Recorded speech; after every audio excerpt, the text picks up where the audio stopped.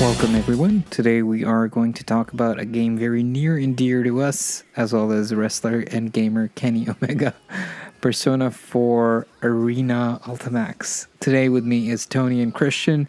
All of us have played this game and are working our way through it. Gentlemen, let's start with the most obvious question. Is this the same game I had for the PS3 now on the Nintendo Switch and PS4? I mean, honestly, in terms of features and stuff, it's pretty much the same, but that's okay because I thought this one was really solid. I've heard they've upscaled the graphics too a bit, and I've always loved the sprite artwork, so I'm pretty hype. Oh yeah, for sure. Crisp menus, the UI design, all of that stuff is very lazily updated and never gets upscaled properly. But here, I mean, they did a really decent job. Yeah, especially since there doesn't seem like there's a reason to change anything too much. Now, I don't remember if it was in the original or if this version advertised it, but I'm glad they give you the option to play the story from the first game.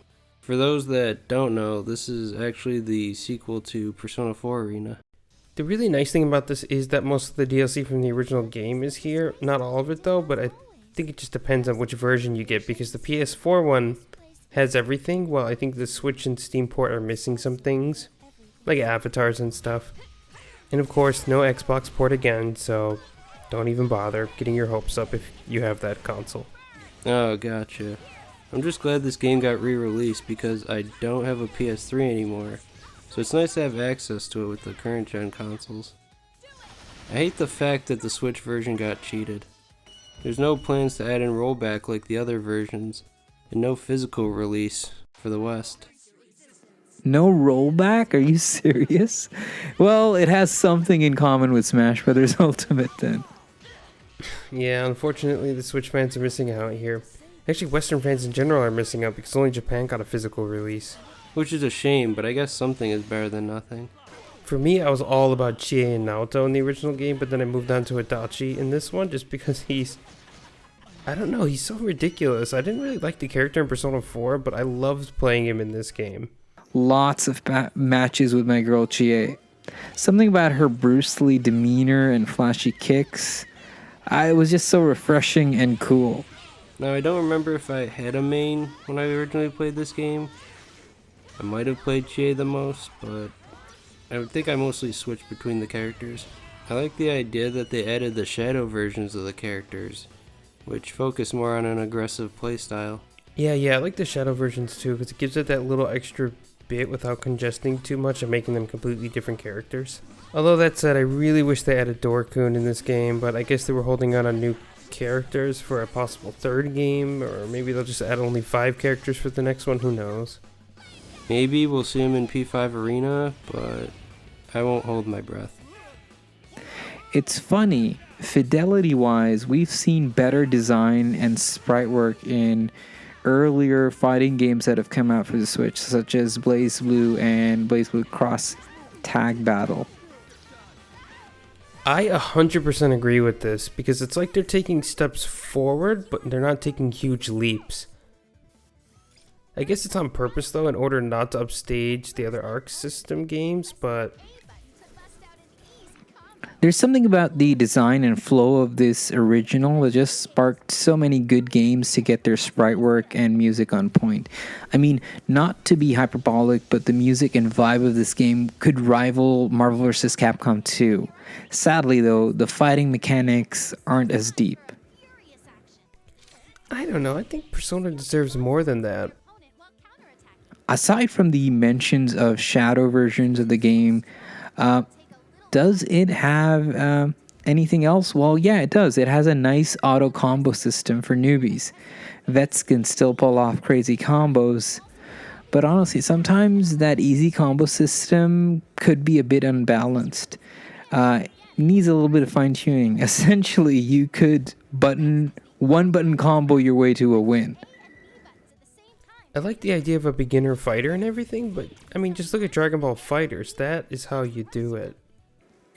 True, Dragon Ball Z Fighters kind of did its own thing, and BlazBlue, honestly, it's a little too obscure for its own good.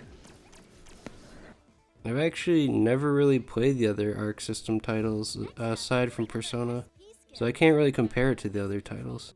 Actually, never mind, I played Fighters too. Then again, I don't know if this is down to Arc System or Atlas. I mean, it's really just hard to say, isn't it? Oh yeah, I totally forgot to mention, but there's no crossplay either. The original didn't have it, to be fair, but you'd think they would have put it in now that it's on multiple platforms. I mean, I like having a story mode because I love the actual games, but hot damn, I hated the ending of this one, to be honest. It's just more Narukami, you know, hero wank stuff. So let me ask you, you guys fans of the story mode? Are we good to spoil the ending for those that don't know? Honestly, there's not really too much to spoil. Ouch. Spoil away. Well, you know, at the end, they just pretty much fight this giant demon, and the protagonist and Adachi, they combine their powers to defeat him. The end. It's nothing crazy, but it's, I don't know, a little bit lazy. Yeah, and then their Izanagi's combined to make some Ultimate Izanagi to take them out, which is actually something you don't really see outside of this game. Combining the personas, I mean. Sounds very, very Blaze Blue. Yeah, sad to hear. I guess I won't be playing story mode again for this version. Honestly, it was all local and online play for me. Oh, but to be fair, there is one thing I did forget to mention. This is actually pretty huge, and that this game is the 2.0 version that was released in arcades. And the home consoles never got this, to be fair, and there's quite a lot of extensive changes to the mechanics of the game and balancing. Ooh, okay. That's a positive, man, and a big one. Arcade perfect versions are very, very rare. I mean, above all, just the animation, the vibe, the music, the price point. These are really good, solid points. And it's a pretty solid fighter. Any parting thoughts, guys?